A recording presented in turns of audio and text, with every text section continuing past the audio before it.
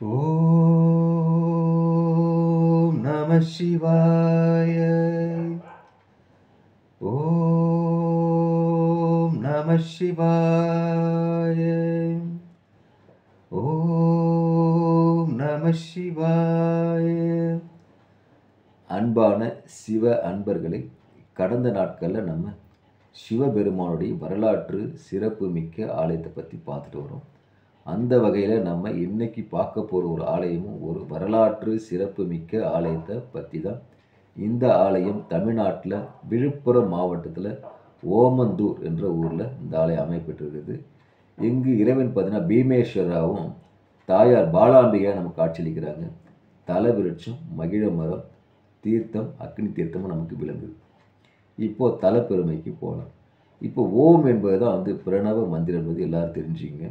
அந்தூர்னா பாத கிண்கிணின்னு அர்த்தம். இப்போ ஓம் என்ற பிரணவ மந்திரத்தில் பரம்பொருளை யாருக்கான சிவபெருமான் விழுகிறாங்க. இப்போ சிவபெருமானை ஆனந்த தாண்டவத்தை பார்க்குறதுக்காக மகாரிஷிகளெல்லாம் கடும் தவம் செய்கிறாங்க. இவங்க தவத்துக்கு இணங்கிய சிவபெருமான ஆனந்த தாண்டவத்தை நிகழ்த்துறாரு. அப்போது இறைவன் பார்த்தீங்கன்னா பாத கிண்கிணி சத்தம் முதல்ல கேட்ட ஊர் தான் அந்த ஓமந்தூராக விளங்குது. சதுரமான கருவறை நடுவில் 6 அடி உயரத்தில் மூலவர் பீமேஸ்வரர் பிரம்மாண்டமாக நமக்கு இங்கே காட்சியளிக்கிறாரு. இங்கே இறைவன் பார்த்தீங்கன்னா திருவருளீஸ்வர தாழ்வாராக நமக்கு விளங்குறாரு.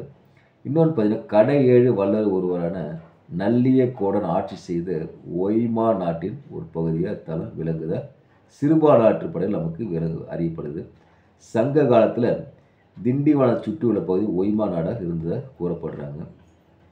ராஜராஜ சோழன் கல்வெட்டில் பார்த்தீங்கன்னா இந்த ஊர் ஓய்வூர் தலமாக கூறப்படுகிறது. இது இந்த தலத்துடைய சிறப்பு. இப்போ இந்த தலத்துடைய வரலாறு என்ன சொல்லுதுன்னு நம்ம பார்க்கலாமா? இப்போது பஞ்ச பாண்டவர் வனவாசம் இருந்த சமயத்தில் ஒரு பகுதியாக காடை அடைஞ்சு வராங்க. அப்போது இந்த ஒய்மா காடு வரும்போது தர்மருக்கு மிகவும் பசிக்க ஆரம்பிக்குது. பசிக்க ஆரம்பித்து என்ன பண்ணுறாரு, தர்மர் பீமனை கூப்பிட்டு, தம்பி எனக்கு பசிக்குது, அதனால் உணவு கொஞ்சம் தயார் செய்து கொடுன்னு சொல்லி கேட்குறாரு. சரி அண்ணன் சொல்லிட்டாருன்ட்டு பீமன் சட்டு உணவை ரெடி பண்ணி தரேன்னு சொல்லிட்டு அந்த காட்டுக்குள்ளே சுற்றி அலையிறார் உணவை தேடி அலைஞ்சு எங்கேயுமே உணவு கிடைக்கல. பீமன் தேடி பார்த்து சற்று அப்படியே என்ன பண்ணுறது, டயர்டு சோர்ந்து போயிட்டு ஒரு இடத்துல உட்கார்ந்த பார்த்தா அங்கே ஒரு சிவலிங்கத்தை பார்க்குறாரு. அப்போ அவங்க சிவலிங்கத்தை பார்த்தோன்னே அவர் ஒரு மகிழ்ச்சி கொண்டு சிவலிங்கத்தை அருகத்துக்கிட்ட அருகே போகிறாரு. போயிட்டு அந்த சிவலிங்கத்தை வணங்குறார். ஐயா, எனக்கு மிகவும் பசிக்குது, எனக்கு எங்கள் சகோதரருக்கும் ஏதாவது ஒரு ரூபத்தில் எங்களுக்கு உணவு கிடைச்சா நல்லாயிருக்குன்னு சொல்லி சிவபெருமான் வேண்டார். சிவபெருமானும் பீமனுடைய கோரிக்கை ஏற்று அங்கே அவருக்கு உணவு கிடைக்கும் அருள் செய்கிறாரு. அனைவருக்கும் பால் கிடைக்கும்போது அனைவரும் பீமா, தர்மன், நகுலன், சகாதேவன், அர்ஜுன் எல்லாரும் பாலை அருந்தி தன் பசியை போக்குறாங்க. அப்போது பீமன் என்ன பண்ணுறாரு, சிவபெருமான் இன்னொரு கோரிக்கை வைக்கிறாரு. நாங்கள் இவ்வளோ பசியாக வந்தபோது எங்களுக்கு உணவு அளிச்சிங்க, அது மாதிரி உங்களை தேடி ஒரு பக்தர் வரவங்களுக்கு நீங்கள் கண்டிப்பாக உணவு அளிக்கணும்னு சொல்லிட்டு பீமா கேட்குறாரு.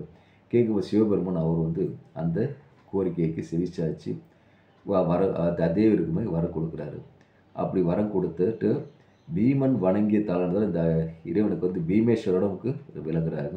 இங்கே இருக்கிற சுயம்பு மூர்த்தியாக இங்கே பீமேஸ்வரனுக்கு காட்சியளிக்கிறாரு. அது மட்டும் இல்லாது இங்கே இறைவனை வணங்கினா உணவு பஞ்சமே இருக்கான்னு சொல்லி ஐதீகமாக கருதப்பட்டது.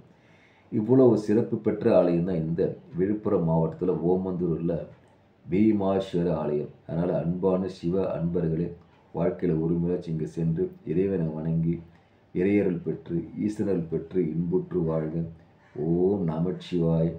ஓம் நமச்சிவாய். ஓம் நமச்சிவாய். அன்பையை விதைப்போம், அன்பையை அறுவடை செய்வோம்.